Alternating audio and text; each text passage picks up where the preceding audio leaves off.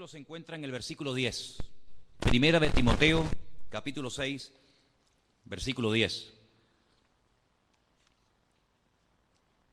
Antes de leerlo, decirles que, según nos cuenta el libro de los Hechos, el padre de Timoteo era griego, pero su madre era judía. Por lo tanto, según la ley judía, Timoteo era judío. Yo sé que hay un juego al cual jugamos, que el otro día fallé la respuesta, pero yo sinceramente les digo que está mal, el juego está mal, porque cuando la madre es judía, aunque el padre no sea judío, se considera que el niño es judío. Entonces, en ese juego de la Biblia, ¿qué gentil acompañó a Pablo y tal? Y la respuesta era Timoteo, pero la respuesta es equivocada, ¿no? Pero bueno, Pablo dice que lo conoció en uno de los viajes. Se ve que tenía buenas referencias, se ve que hablaron bien de él. Dice que lo circuncidó, por si acaso los judíos se metieran con él porque no estaba circuncidado. Y con el paso del tiempo, Timoteo se convirtió en uno de los hombres de confianza del apóstol Pablo. Fíjate hasta qué punto llegó a tener confianza el apóstol Pablo en Timoteo, que a pesar de que era una persona con problemas de salud, la Biblia nos enseña que tenía problemas continuos con el estómago, y sabemos que era joven y probablemente hasta soltero, pues el apóstol Pablo le rogó que se quedara al frente de la iglesia que él había abierto en la ciudad de Éfeso. Sabemos que la iglesia de Éfeso, años más tarde, recibió una carta que gracias al Señor nosotros la tenemos en la Biblia, que lleva el nombre de Carta de Pablo a los Efesios, una carta maravillosa. Y sabemos que en esa ciudad fue donde más tiempo el apóstol Pablo estuvo pastoreando y predicando. La obra comenzó de una forma un tanto extraña, ¿no? Porque dice la Biblia que el apóstol Pablo ya había estado una primera vez en Éfeso, pero no había predicado. Después de años vuelve y dice que conoció a un pequeño grupo de hermanos y les hace una pregunta. ¿Os acordáis la pregunta que el apóstol Pablo le hace a este grupito pequeño de hermanos? Creo que eran 12. ¿Os acordáis? ¿Alguien os suena? Todo esto está en Hechos capítulo 19, por si os interesa un poquito más conocer la historia, ¿no? Bueno, la pregunta que el apóstol Pablo les hace es: ¿cuándo recibisteis el Espíritu Santo? Interesante la pregunta, ¿verdad? Si yo te la preguntara a ti, ¿tú cuándo recibiste el Espíritu Santo? ¿Tú qué me dirías?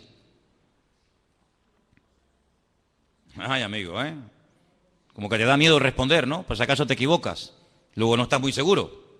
Porque si yo te digo ¿cómo te llamas? Tú no dices, Tú sabes que hay gente que cuando le haces una pregunta te dicen, Pero es una forma para pensar la respuesta, ¿no? ¿Cuándo recibieron ustedes el Espíritu Santo? Y ellos dicen, nosotros nunca hemos oído hablar del Espíritu Santo. Yo imagino que ninguno de ustedes me daría esa respuesta, ¿sí o no? Porque ustedes saben quién es el Espíritu Santo, ¿sí o no? ¿Quién es? Entonces Pablo le dice, bueno, si ustedes no saben quién es el Espíritu Santo, ¿ustedes en qué fuisteis bautizados? ¿Cuántos bautismos hay según la Biblia? 1. Unos dicen que no. 2. ¿Cuántos? 1. Oye, ¿os dais cuenta, Hay 7 bautismos mencionados en el Nuevo Testamento. 7. ¿Me podéis nombrar uno? El bautismo de Juan el Bautista. El bautismo en agua, el que practicaban los discípulos, ¿verdad? Bien. El bautismo del Espíritu Santo. Yo os bautizaré en Espíritu Santo y fuego, dijo el Señor. ¿Qué más? Por un mismo Espíritu fuisteis todos bautizados en un cuerpo. Bueno, no es el tema a tratar, pero para que veáis. Entonces el apóstol Pablo dice, mira, vamos a hacer una cosa con ustedes. Ustedes fueron bautizados por Juan el Bautista hace 25 años atrás. Ustedes se han quedado anclados en el tiempo. Ustedes no han madurado, no han crecido. Ustedes viven de una experiencia que tuvisteis que fue muy bonita, pero forma parte del pasado hace 25 años. Y el creyente no puede vivir de los recuerdos, de la gloria pasada, sino tiene que vivir en una constante renovación, ¿sí o no? Porque si usted, para contar un testimonio, o para hablar algo bonito que el Señor hizo en su vida, tiene que recurrir a algo que le pasó hace 25 años, quiere decir que usted hoy no tiene nada que contar. Y sin embargo, el creyente cada día tiene algo que contar, ¿sí o no? Yo puedo contar testimonio de hace 25 años, gloria al Señor, pero también puedo contar testimonio de hoy mismo, porque Dios cada día nos sorprende y cada día, pues oye, tiene algo nuevo para nosotros, porque Él nos quiere llevar, como he dicho 1.000.000 de veces, de gloria en gloria. Y de victoria en victoria, y de bendición en bendición, y de triunfo en triunfo, Entonces, vamos a empezar de cero. El apóstol Pablo dice que los bautiza, y a continuación dice la Biblia que comenzaron a hablar en otras lenguas. Ya había pasado en Hechos capítulo 2, y así empezó la iglesia, con un pequeño grupito de 12 personas. Al poco tiempo, apareció por allí un matrimonio que llegaron a ser unos colaboradores tremendos en el ministerio del apóstol Pablo. Yo doy gracias a Dios por los que colaboran, ¿sabes? Gracias a Dios por los que cantan y por los que predican, todo eso está muy bonito. Pero gloria a Dios por los que colaboran, amén. Hace falta gente que colabore en las congregaciones. Las congregaciones crecen en la medida del número de colaboradores que tienen. Gente que apoya, gente que a lo mejor no predica, que no se ve mucho lo que hacen o lo que dicen, pero ahí están, sustentando, protegiendo, apuntalando la obra del Señor, ¿verdad? Y por allí apareció Priscila y Aquila. Priscila y Aquila. Un matrimonio. Oye, ¿será casualidad que haya puesto primero Priscila y luego Aquila? ¿O se equivocó el autor del libro de los Hechos cuando lo puso? ¿No tenía que haber puesto primeramente a Aquila y luego a Priscila? Tú fíjate cómo no hay casualidades, que cuando empieza el primer viaje misionero, el primero, dice que iba Bernabé y Saulo o Pablo. Pero más adelante dice que iba Pablo y Bernabé. Esto tiene una razón de ser. Priscila y Aquila se dedicaban al mismo oficio del apóstol Pablo. Y ahora, si yo les explicara lo que realmente significaba, lo que realmente era hacer tiendas de campaña, no tiene nada que ver con lo que la mayoría de las veces nos hemos imaginado. El apóstol Pablo era fabricante de talit, y por eso él tenía tanto acceso a las sinagogas de los judíos, y por eso era tan bien recibido, ¿verdad? Pero bueno, vamos a dejar eso a un lado. La cuestión está en que tiene a Priscila y Aquila como colaboradores de la iglesia en Éfeso. Al poco tiempo aparece Tíquico. Al poco tiempo se une al equipo ministerial Timoteo. Y mira tú por dónde. ¿Sabes quién estaba de miembro en la iglesia de Éfeso? El apóstol Juan. Sí, el que escribió el Apocalipsis, el Evangelio, allí estaba. ¿Pero con quién estaba? ¿Con quién estaba Juan? No, tampoco. Estaba con una mujer muy importante. Estaba con María, la madre de Jesús, ¿o no? Porque en la cruz el Señor le dijo: Juan, ahí está tu madre, mujer, ahí está tu hijo. Y Juan se la llevó a su casa.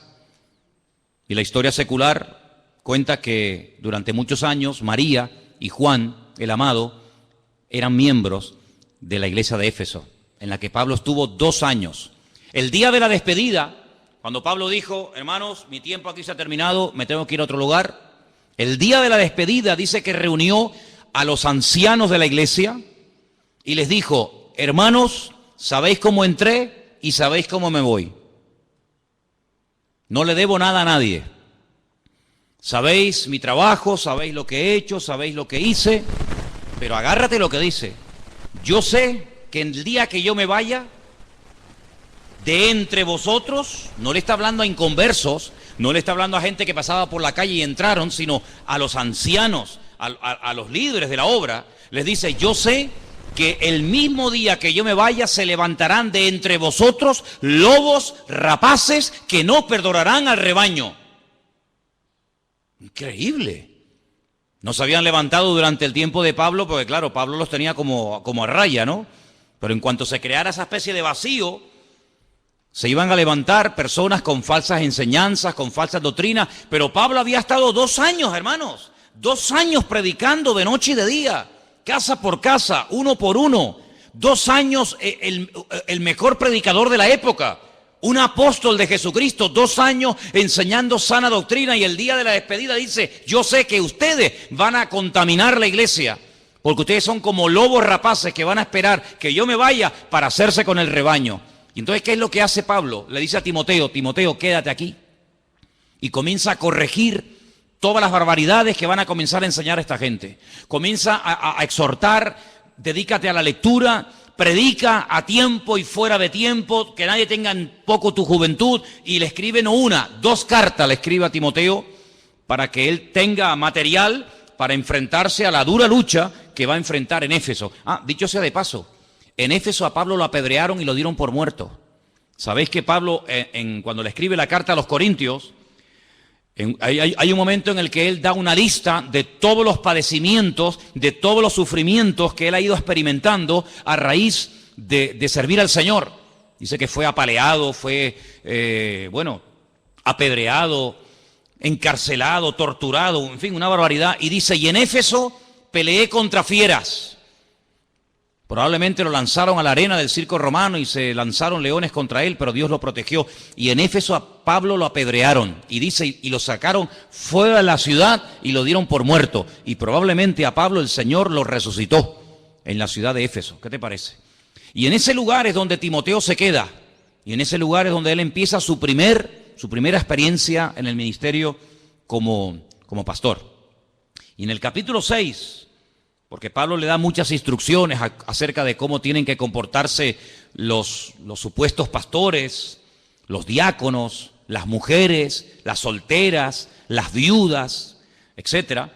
En el capítulo 6, yo voy a leer a partir, si queréis, del versículo 3, unas palabras muy interesantes del apóstol que dice así: si alguno enseña otra cosa y no se conforma, si no se sujeta a las sanas palabras de nuestro Señor Jesucristo y a la doctrina que es conforme a la piedad o a la santidad, está envanecido y nada sabe. Delira acerca de cuestiones y de contiendas de palabras, de las cuales nacen envidias, pleitos, blasfemias, malas sospechas, disputas necias de hombres corruptos de entendimiento, privados de la verdad, que toman la piedad como fuente de ganancia. Apártate de los tales. Pero gran ganancia es la piedad acompañada de contentamiento, porque nada hemos traído a este mundo y sin duda nada podremos sacar. Qué gran verdad, ¿eh?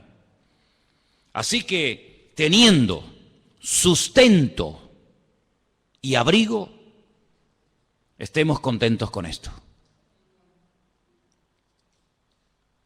Qué diferente la filosofía de vida de un cristiano, de un hijo de Dios, a la filosofía del mundo en la actualidad, ¿verdad?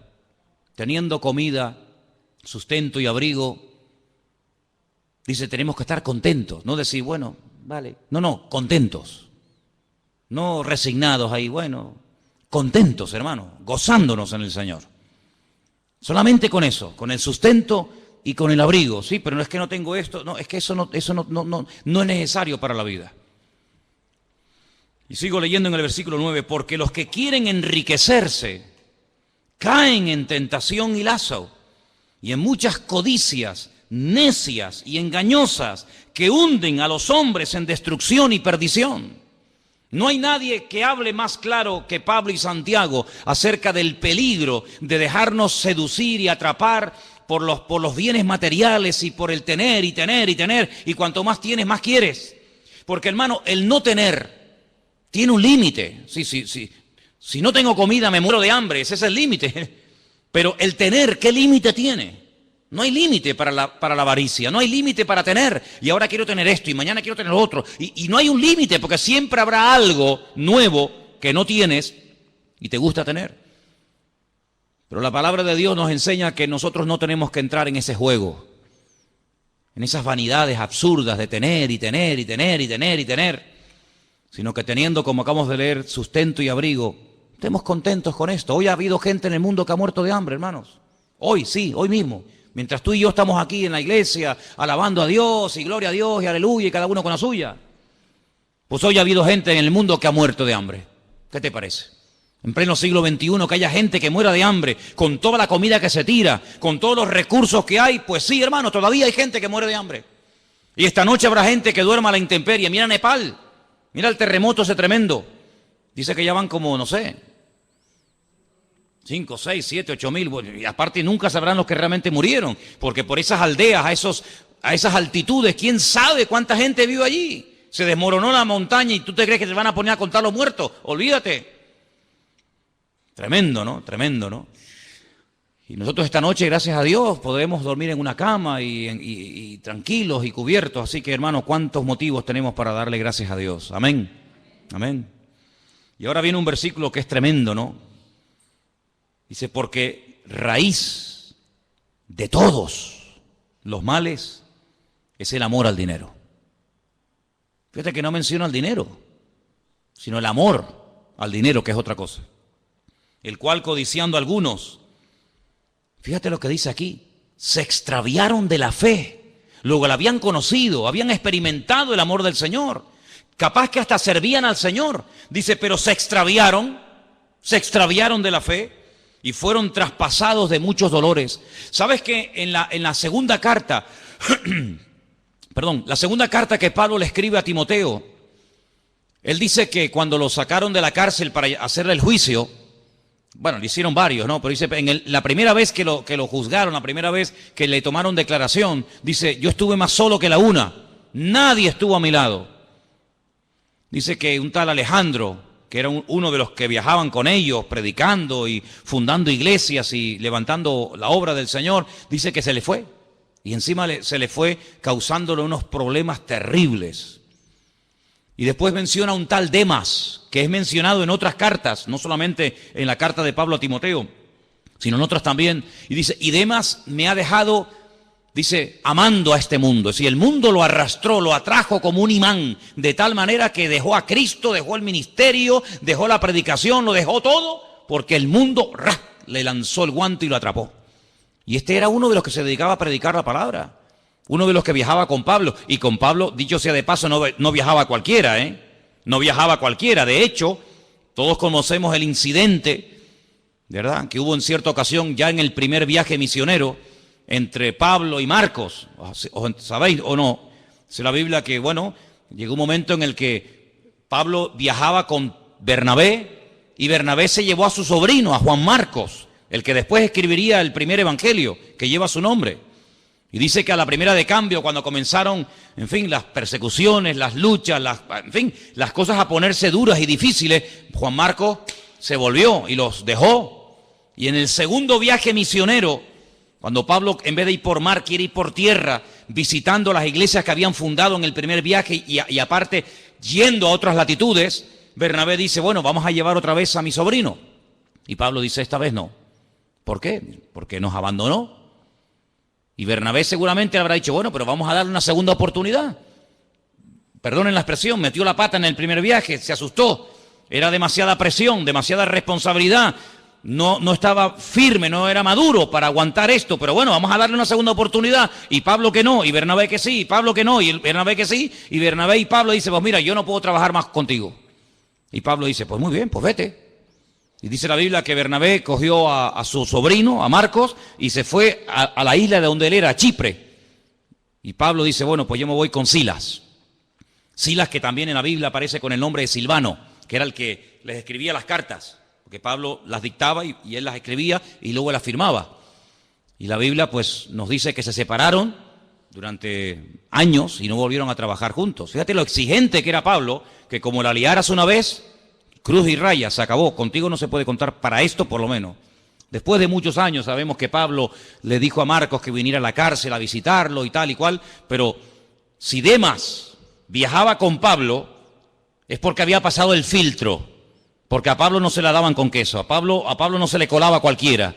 Pues a ese que viajaba con Pablo, a ese que sirvió al Señor en el ministerio juntamente con Pablo, dice que lo abandonó por amor a este mundo. Así que no solamente una persona que no es pastor y que no sirve al Señor, digamos, a tiempo completo puede ser en un momento determinado engañado y atrapado y engañado por el mundo, sino que también pastores Y gente que servía al Señor lo abandonan. Y tengo que decir lamentablemente que yo he conocido, no muchos, gracias a Dios, no muchos, pero he conocido 3, 4, tal vez 5 pastores que por los negocios hablaron con sus respectivas congregaciones que se iban a dedicar un tiempo a los negocios, iban a ganar dinero y que con ese dinero iban después a financiar la obra y la obra iba a estar mucho mejor y abandonaron el ministerio y nunca más volvieron. Y algunos de ellos me llamaron en su momento para pedirme que mi opinión, qué opinaba yo, y les dije, ni se te ocurra dejar de servir al Señor por los negocios, porque la Biblia dice que ninguno que milita, si ninguno que está en el reino, enrolado en el ejército de Dios, ninguno que milita se enreda en los negocios del mundo. Los pastores no hemos sido llamados para hacer negocios. Déjaselo a las ovejas. Déjaselo a los miembros de la iglesia que se dediquen a esas cosas, pero los pastores no estamos para hacer negocios de ningún tipo. A mí me han propuesto negocios, pastores de aquí de las islas. Oye, mira que hay este negocio que tú puedes ganar mucho dinero y con ese dinero pagas el alquiler de la iglesia y con ese dinero no sé qué. Digo, no se te ocurra nunca más volverme a llamar para ofrecerme tal cosa. Y algunos querían insistir y les tuve que hasta casi decir, mira, si me vuelves a llamar por esto te cuelgo el teléfono. Yo tengo prohibido categóricamente dedicarme al mundo de los negocios, porque yo soy una persona que ha sido llamada exclusivamente para servir al Señor. Yo no voy a dejar de servir al Señor ni de pastorear porque vaya a ganar mucho dinero. Es que yo no estoy en esto por dinero, yo no estoy en esto. Ayer Elena y yo hablamos, nosotros hemos vivido en la península sin ser pastores, como evangelistas itinerantes, viajando por aquí, yendo por allá, sin recibir ni un solo centavo, y hemos vivido por fe, no solamente antes de venir aquí, sino en otras ocasiones. Sabemos lo que es vivir por fe totalmente, totalmente. Sabemos lo que es sentarnos a la mesa con el plato vacío y orar y tocar a la puerta y el Señor suplirnos. Sé lo que es viajar horas y horas. Por eso te decía el otro día, David, que tu testimonio me impactó cuando veías que la gasolina del coche, ¿no? Subió y, hermano, yo venía de Barcelona un día, yo me fui de Galicia, 1200 kilómetros, Pontevedra, Barcelona, prediqué durante una semana y cuando regresé en esa congregación no me habían dado ni un centavo me habían dado y volvía con las manos vacías. Y sé lo que es dormir dentro de un coche en una gasolinera y sé lo que es llevar durante horas y horas y horas la lucecita naranja de la reserva y decir, Dios mío, que no llego, pero contigo sí llego, Dios mío, estírala, y llegar, y sabemos lo que es eso, ¿no? Pero no es una tentación, no debería ser una tentación para una persona que sirva al Señor, tampoco para un cristiano, pero para uno que sirva al Señor menos todavía, no debería ser una tentación el tema económico, porque la Biblia dice, y lo vuelvo a repetir, que el que milita no se enreda en los negocios de esta vida. Y además de eso, hay una amonestación tremenda que hemos leído esta noche, que dice que el amor al dinero es la raíz de todos los males. Por amor al dinero se deja el ministerio, por amor al dinero se deja de venir a la iglesia, por amor al dinero se deja de servir al Señor, por amor al dinero se hacen guerras, se viola, se mata, se asesina, se hacen injusticias, por amor al dinero se hacen barbaridades. Y si no miren el país en el que vivimos, ¿qué es lo que lo ha destruido? El amor al dinero, el amor al dinero. Y ahora le están pidiendo a la pobre gente que lleve su DNI deprisa y corriendo al banco, porque si no te bloquean la cuenta y no sé qué, no sé cuánto. ¿Y por qué no se lo han pedido a todos estos sinvergüenzas ladrones que han robado millones y millones y saben que han robado y no van a devolver ni un centavo? Ese es el mundo en el que vivimos, el amor al dinero, ¿verdad? Y ganan sueldos alucinantes que ni en toda la vida tú y yo vamos a vivir, pero quieren más y más y más. Y ya tengo 1 millón y quiero 5, y tengo 5 y quiero 100 y quiero 100. Miren al yerno del rey. ¿Qué más podía pedir ese muchacho? Casado con la hija del rey de España. Tenía su vida garantizada ya para siempre, él, sus hijos, sus nietos, pero la avaricia, el tener más, y una casa, y el otro, y lo otro. El amor al dinero, dice la Biblia, es la raíz de todos los males. Y nosotros no tenemos que entrar en ese terreno, porque es un terreno tremendamente peligroso. El poder y el dinero corrompen a la persona si no está bien parada, si no está bien arraigada en las cosas del Señor. Mire, el hombre más sabio de la tierra, que fue Salomón, según nos cuenta la Biblia, en el libro de Proverbios, capítulo 30, Proverbios, estamos en el Antiguo Testamento, si queréis yo os lo leo. Versículos 8 y 9, dice unas palabras tremendas. Bueno, se ve que sabía la teoría, pero luego la práctica le costó un poco llevarla a la práctica, ¿no? Pero bueno, por lo menos la teoría la escribió y la sabía. Proverbios 30, 8 y 9 dice: 2 cosas te he demandado, no me las niegues antes de que muera. Vanidad y palabra mentirosa aparta de mí. No me des pobreza ni riqueza. Son los 2 extremos, ¿no? Manténme del pan necesario, no sea que me sacie y te niegue y diga: ¿quién es Dios? ¿Quién es Dios? O que siendo pobre hurte y blasfeme el nombre de mi Dios. Ahí la sabiduría le funcionó y él sabía perfectamente que tanto un extremo, la miseria, la pobreza, como la superabundancia, son 2 peligros que terminan matando y destruyendo la vida del hombre. La pregunta que yo les quería hacer esta tarde acerca de este tema es: ¿se puede en la iglesia, o mejor dicho, habla la Biblia del tema del dinero?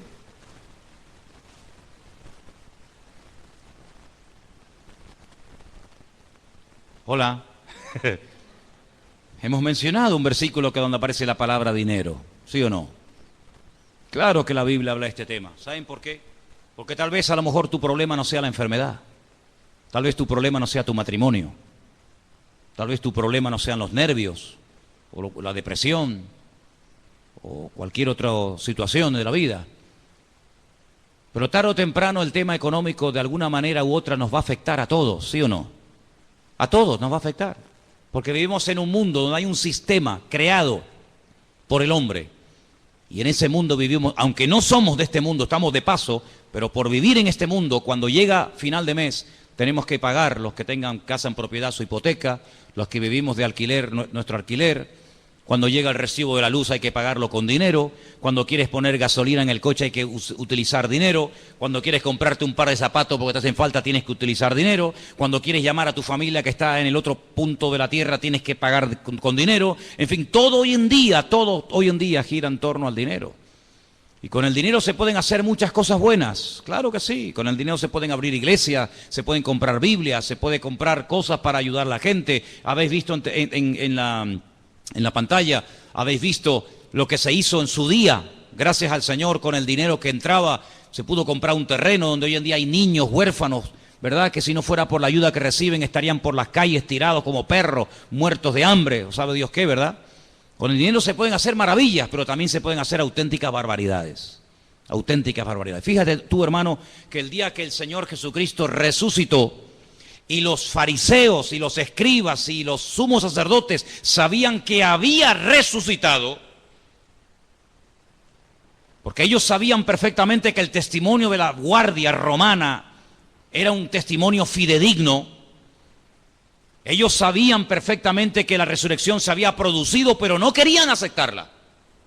No querían decir: oye, nos hemos equivocado, hemos matado al Mesías y al final era quien él dijo que era, el Mesías, y ha resucitado. Bueno, vamos a pedirle al Señor perdón. No. Inventaron un rollo, inventaron una historia y le ofrecieron a los soldados romanos dinero para que dijeran: si os preguntan, ¿qué pasó? ¿Qué pasó con el cuerpo de Jesús? ¿Resucitó? ¿No resucitó? ¿Qué fue? Dice que los sobornaron, les dieron dinero para que le dijeran a la gente: no, es que nos quedamos dormidos. Fíjate, 16 soldados romanos nos quedamos dormidos. Vinieron de noche sus discípulos, pasaron por encima de nosotros, rodaron la piedra, antes cortaron el sello romano, sacaron al muerto fuera y no nos hemos enterado.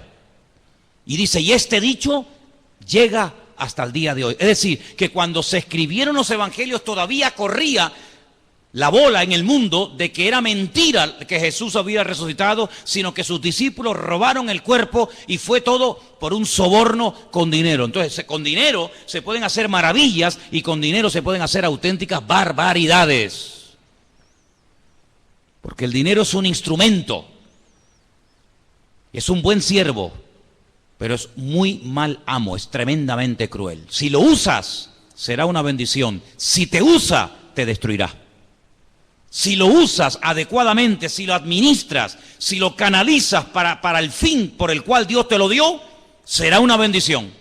De hecho, el martes en la clase de discipulado pusimos en una pizarra las listas, las 2 listas que hay en el Nuevo Testamento de lo que llamamos los dones del Espíritu Santo, que están en Romanos capítulo 12 y Primera de Corintios capítulo 12, y uno de los dones es el don de repartir. Si la persona que Dios le provee, la persona que Dios lo prospera, pero que tiene claro que es como una herramienta que Dios le da, como a mí me da la herramienta de la predicación, pues a otros le da la herramienta de los recursos para que pueda el evangelio correr y no se detenga la obra. Eso es un don. Eso es un don que no todo el mundo tiene. Porque no significa que porque una persona tenga muchos recursos, tiene el don. Pero hay un don en la Biblia. Y tenemos que pedirle al Señor el don de la generosidad. ¿Cuántos dicen amén? El don de la generosidad, porque eso es el don de repartir. Ser generoso, abrir la mano y cubrir las necesidades de la obra. Es un don, como el hablar en lenguas, como interpretar mensajes, como profetizar y como otros dones así que nos llaman mucho la atención. Pues hay un don que es el de servir, otro que es el de organizar o presidir, otro que es el de hacer misericordia, ¿verdad? Todo lo que tiene que ver con la obra social, etcétera. Y hay un don que es el de repartir. ¿Repartir qué? Pues lo que Dios te da, mijo. Lo que Dios te da, ¿para qué? Para ti, no. Para ti también, pero sobre todo para repartir, para que haya igualdad en el cuerpo de Cristo. Eso dice la Biblia. Eso es lo que dice la palabra de Dios. Por lo tanto, el dinero como instrumento es muy poderoso. Tú imagínate que tuviéramos ahora 100.000 euros. 200.000 euros, por ejemplo, en la cuenta de la iglesia. Yo mañana mismo me voy a alquilar un local. ¿Dónde? Me voy a alquilar uno a Candelaria, que no hay iglesia. Me voy a La Laguna, que no hay iglesia. La Laguna, 200.000 habitantes. Ciudad universitaria, donde hay miles y miles de jóvenes, incluso que vienen de otras islas.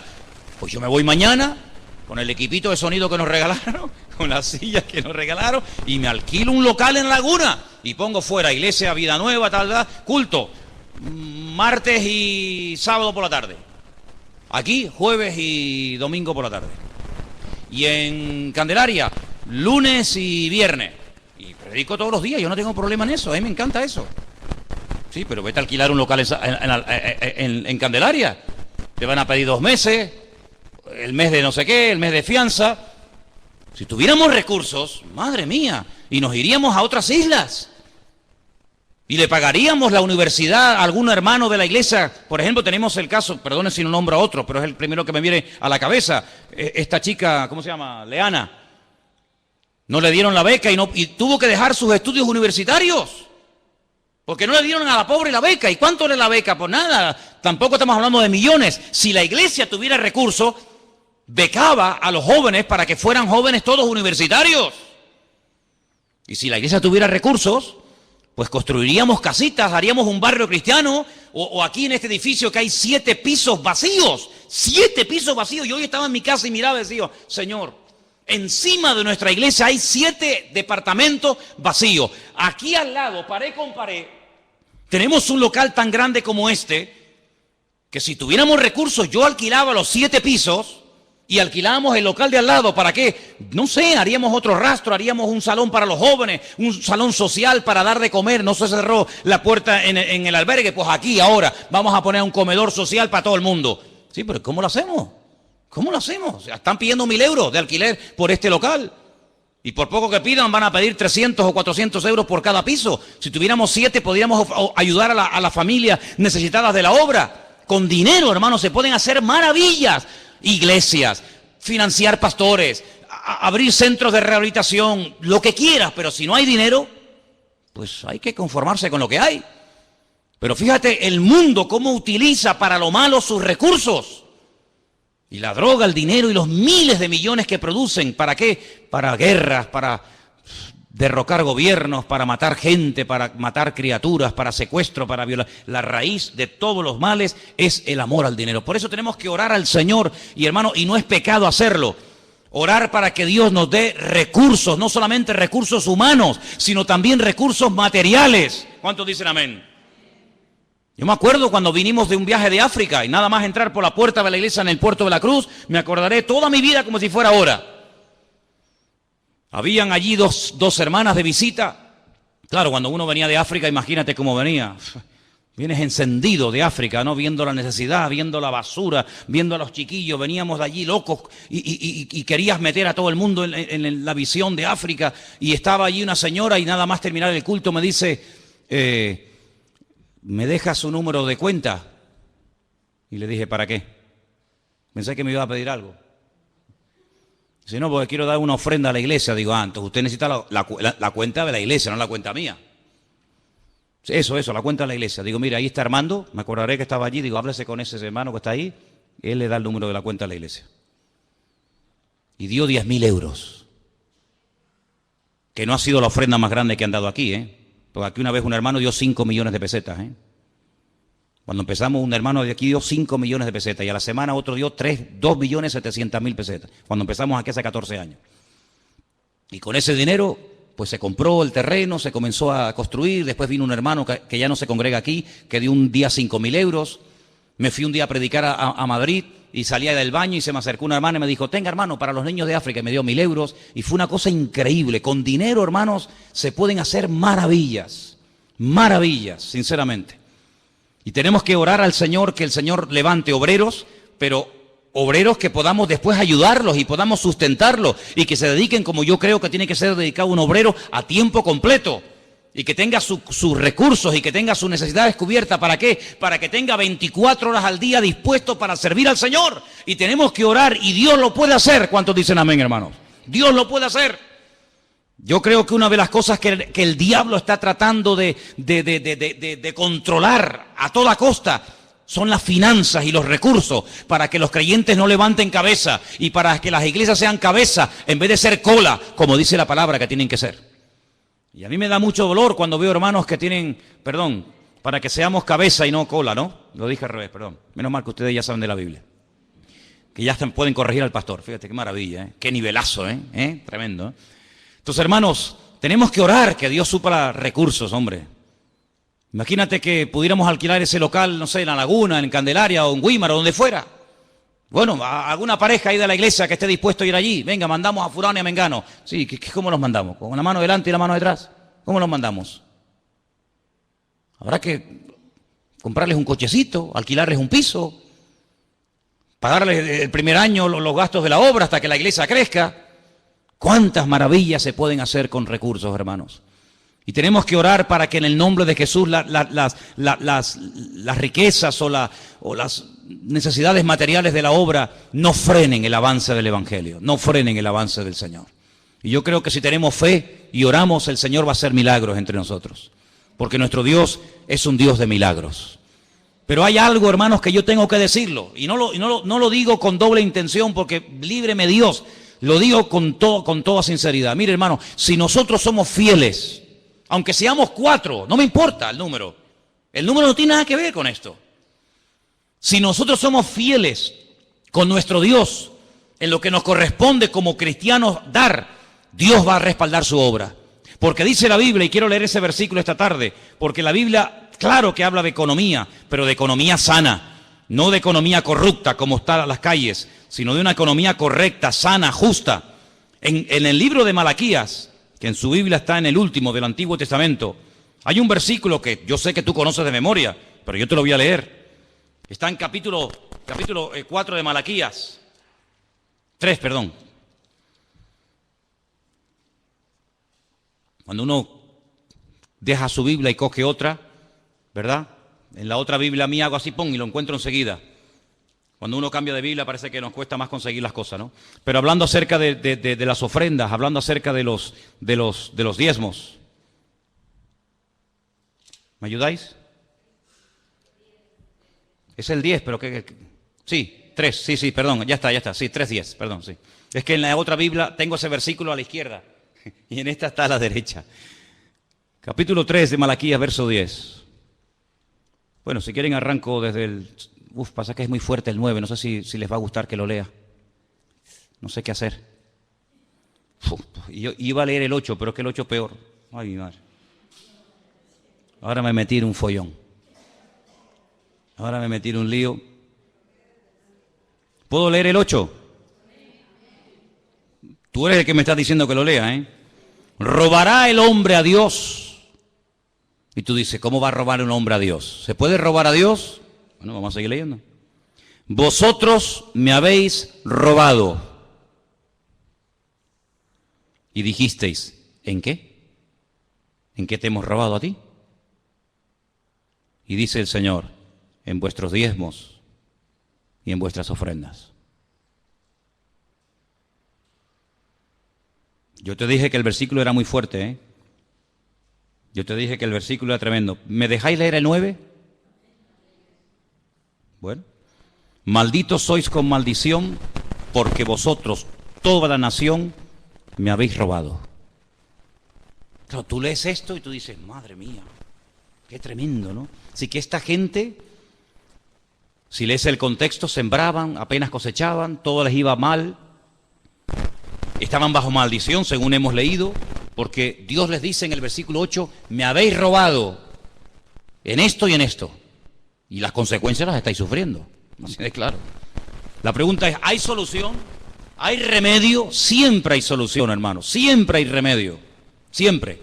Cuando el Señor apunta con su dedo y señala en una dirección hacia algo que estamos haciendo mal, no lo hace para condenarnos, sino lo hace para decirnos, oye, pero si quieres, puedes salir de este callejón sin salida. Sí, estáis mal, estáis bajo maldición, lo habéis hecho fatal, pero la solución la da en el verso 10, que era el que yo en un principio quería leer, pero te leí el 8 y el 9 porque tú me diste permiso para leerlo. Traed todos los diezmos al alfolí. ¿Sabéis lo que era el alfolí? Porque si leo una palabra y no la entendéis, ¿para qué sigo? El alfolí era una caja, un cajón grande, con una especie de ranura, como una hucha gigante, ¿vale? Traer todos los diezmos al cajón, traer todos los diezmos a la hucha. Por eso, dicho sea de paso, sabéis que hay muchas huchas que tienen forma de cerdo. Es un cerdito con una rajita arriba, ¿sí? ¿Y por qué tienen forma de cerdo? Porque los que daban el diezmo eran los judíos. Las naciones paganas no pagaban el diezmo, pero los judíos daban el diezmo. ¿Y cómo llamaban a los judíos? Cerdos. Y era un insulto. De ahí vienen las huchas con forma de cerdito. Traed los diezmos al alfolí, haya alimento en mi casa. Y ahora dice algo tremendo, que no lo dice sobre otro tema, pero sí sobre este. Probadme ahora en esto. Si no, os abriré las ventanas de los cielos, derramaré sobre vosotros bendición hasta que sobreabunde. Además, verso 11, reprenderé también por vosotros al devorador, y no destruirá el fruto de vuestra tierra, ni vuestra vid en el campo será estéril, dice el Señor de los ejércitos. Y todas las naciones os dirán, bienaventurados, porque seréis tierra deseable, dice el Señor de los ejércitos. ¿Cómo empieza el versículo?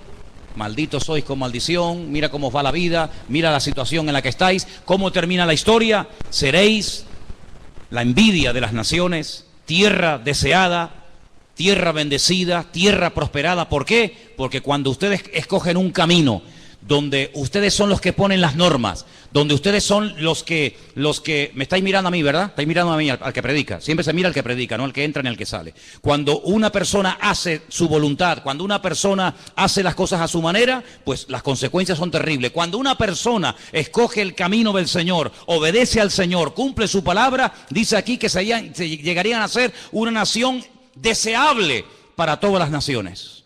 Vete al Oriente Medio, vete a Irak. ¿Cómo está Irak? Es una pena, un desastre. Vete a Siria, ¿cómo está? Desastre. Vete a todos esos países. ¿Cuál es la ciudad, el país más bendecido de Oriente Medio? Donde los limones son así de grandes, así de grandes. Donde hay bendición, donde hay prosperidad, donde no hay paro, donde no hay analfabetismo, donde buscan gente porque hay trabajo y trabajo de sobra. ¿Cuál es el país más bendecido y más próspero de Oriente Medio? El más chiquito de todos, el más pequeñito. Arabia Saudita, no señor. Dubái tampoco. ¿Cuál es el país más bendecido? El pueblo de Dios, el pueblo de Israel.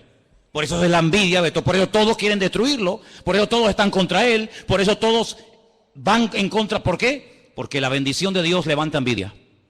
Porque la bendición de Dios, el respaldo del Señor, pone furioso al enemigo. Cuando tú no produces envidia en el enemigo no se mete contigo.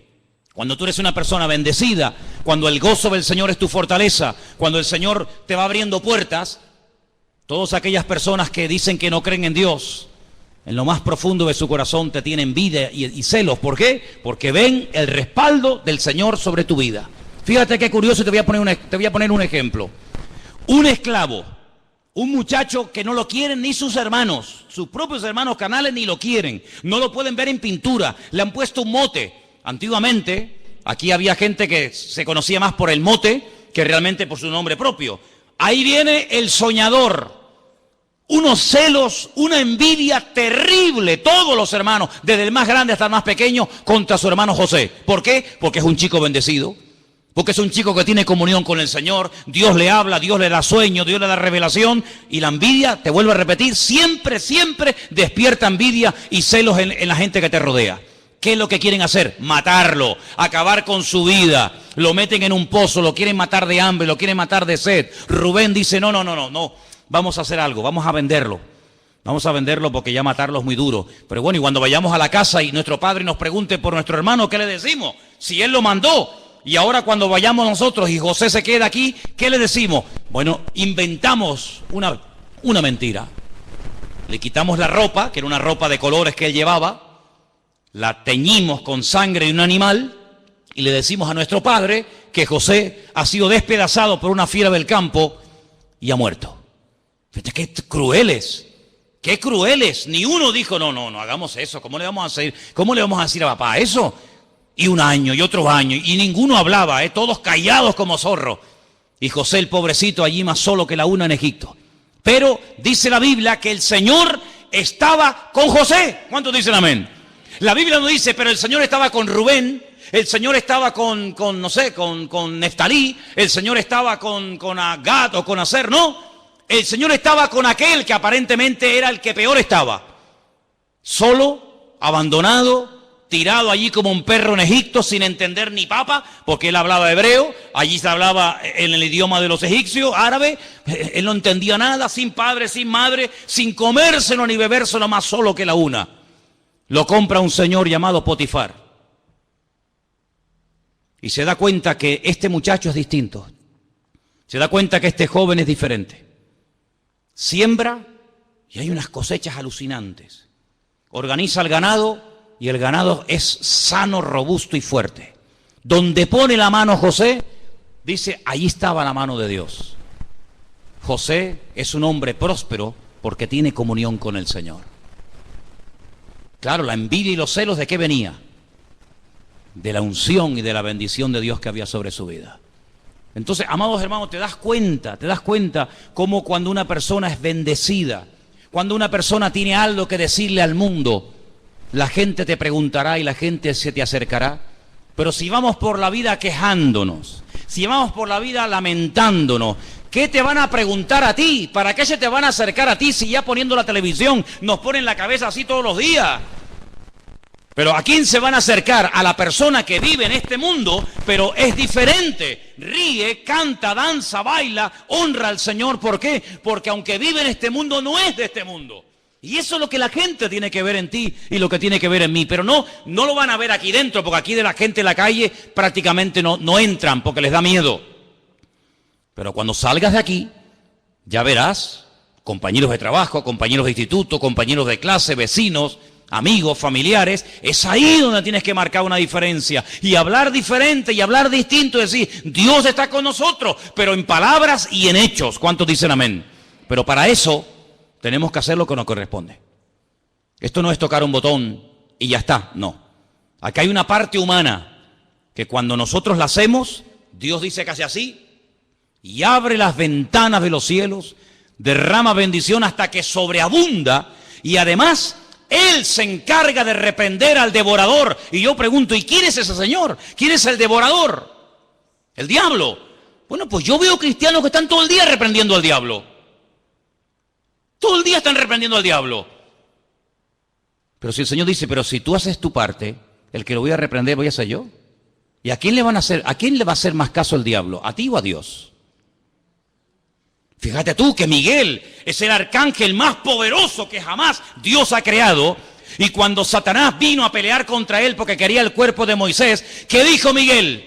Que el Señor te reprenda, porque como te reprenda el Señor, tú no aguantas ni una décima de segundo. Pues ya está. Pues entonces en vez de hacer tú la parte de Dios y querer que Dios haga tu parte, hazlo al revés. Haz tú tu parte como cristiana, como hermano, como hijo de Dios, y deja al Señor que se encargue de lo que tú no puedes hacer, y vas a ver resultados tremendos, pero siempre detrás de la obediencia. Y quiero recordarte el versículo con el que empezamos en esta noche. La raíz de todos los males es el amor al dinero. Tú amas el dinero, como ames el dinero, tienes un problema terrible en tu vida. El dinero tienes que usarlo, porque es un instrumento que tiene que ser tu siervo, tiene que estar para tu servicio, y no tú para el servicio del dinero, porque entonces eres hombre muerto. Nunca te va a llegar nada. Tendrás, como dice la Biblia, saco roto, que meterás la mano y nunca hay nada. Pero cuando uno tiene el contentamiento del Señor, tú te das cuenta de que cada día es una bendición de Dios. Dicen los judíos, y termino, no por trabajar más se gana más. Dicen ellos, no por trabajar más se gana más. Tampoco por trabajar menos Dios te va a proveer lo que tú necesitas. ¿Qué es lo que hacen ellos? ¿Qué es lo que hacen con el tema económico? Ellos lo que hacen, cuando empieza el año, oran y le encomiendan al Señor todo el año. Se comprometen con sus ganancias, con sus entradas, cada uno en su proporción, a darle al Señor su diezmo y su ofrenda, y no se afanan, no se agobian por trabajar más o por hacer más, no, sino que ellos dicen, si yo me comprometo con el Señor a hacer mi parte cuando me corresponda, todo lo que yo necesite desde el principio del año hasta el final, todo me vendrá porque yo estoy haciendo mi parte. ¿Cuánto tenemos que aprender de muchas personas que no tienen mucho de lo que nosotros tenemos hoy en día, pero han descubierto un secreto? Haga usted su parte y olvídate de estar agobiado y venga, y venga, y venga, que no por trabajar más vas a ganar más, sino que Dios te va a dar lo justo y necesario siempre y cuando tú hagas la parte que te corresponde. Pregúntate esta noche, ¿tú estás cumpliendo con tu parte? Ya te lo he dicho en la Biblia, si quieres lee más. La Biblia está llena de capítulos y capítulos que hablan acerca de la economía del reino. Cómo hay que hacerlo, cómo no hay que hacerlo, cómo hay que ofrendar, cómo hay que diezmar, dónde hay que hacerlo, dónde no hay que hacerlo. La Biblia está llena de esos sabios consejos. Si nosotros hacemos nuestra parte, nunca el Señor nos defraudará. ¿Cuántos dicen amén? Vamos a orar. Cierra tus ojos ahí donde estás. Y ahora tú eres el que tienes que preguntarte estas cositas. Señor, ¿estoy cumpliendo contigo? ¿Estoy haciendo tu parte? ¿O soy un avaro? ¿Sabes que al avaro la Biblia lo llama idólatra? Avaro, idólatra. ¿Por qué? Porque el que es avaro, el que cree que es dueño de todo cuanto tiene, en cierto sentido está adorando y está sirviendo a algo, en este caso al dinero. Y nosotros tenemos una orden que dice en la palabra, al Señor tu Dios adorarás y a Él solo servirás. Usted no tiene que servir a otras cosas, sino solamente al Señor. ¿Le está sirviendo? Ponga al Señor en primer lugar en su vida, hermano y hermana. Fíese de Dios. Cumpla usted con su parte. Y yo le aseguro que Dios le va a sorprender más de lo que usted se puede imaginar. Y en esta tarde queremos darle gracias al Señor por su bendita palabra, que siempre exhorta, siempre anima, siempre habla nuestra vida. Te pedimos, Señor, en el nombre de Jesús, que tu palabra ahora produzca el fruto para la cual ha sido predicada, para la cual ha sido traída esta tarde a este lugar. Toca nuestros corazones, rompe cualquier atadura, cualquier apego, Señor, al dinero o a cualquier otra cosa, y que solamente adoremos y sirvamos a nuestro Dios, a nada ni a nadie más. Y también queremos unirnos en esta noche a favor de la vida de nuestra hermana Rosy, allí en el puerto de la Cruz. Señor, tú eres el Dios todopoderoso, nuestro sanador, nuestro médico divino. Nuestra vida está en tus manos. Tú la das y tú la quitas. Tú la alargas o tú la acortas, según es tu voluntad. En esta tarde oramos con fe, con toda la seguridad del mundo, de que la vida de Rosy te pertenece a ti, Señor. Ella te ama, ella te sirve, ella te honra. Y pedimos que tu nombre sea glorificado en esta situación. Este es un momento para que tú seas glorificado, Señor. Y en el nombre de Jesús declaramos la bendición de Dios sobre la vida de nuestra hermana en esta tarde.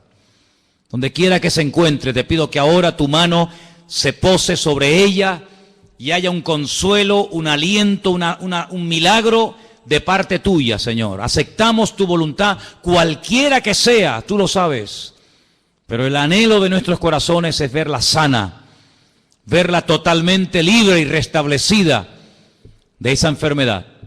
Pero todo está bajo tu control, nada se escapa de tu control. Por eso, Señor, oramos con paz, oramos con la fe y con la seguridad de que todo obra para bien. Y te pedimos en esta tarde, Señor, que tú aumentes su fe y le des como hasta ahora esa paz sobrenatural que sobrepasa todo.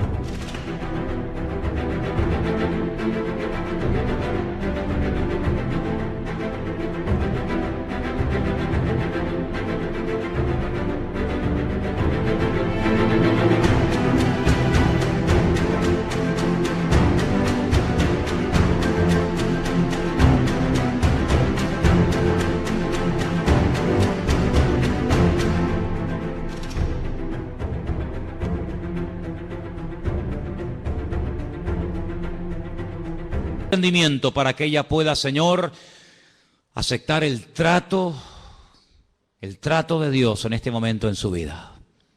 Bendice a Rosy, Señor. Oramos por ella, Señor, y pedimos que tú hagas un milagro en ella y que podamos ver buenas noticias y podamos ver cómo todo va caminando según tu voluntad, Señor. Gracias porque oramos con esa seguridad de que tú sabes lo que haces, Señor. Te lo pedimos con acción de gracias en esta noche. En el nombre bendito de Jesús. Amén. Amén.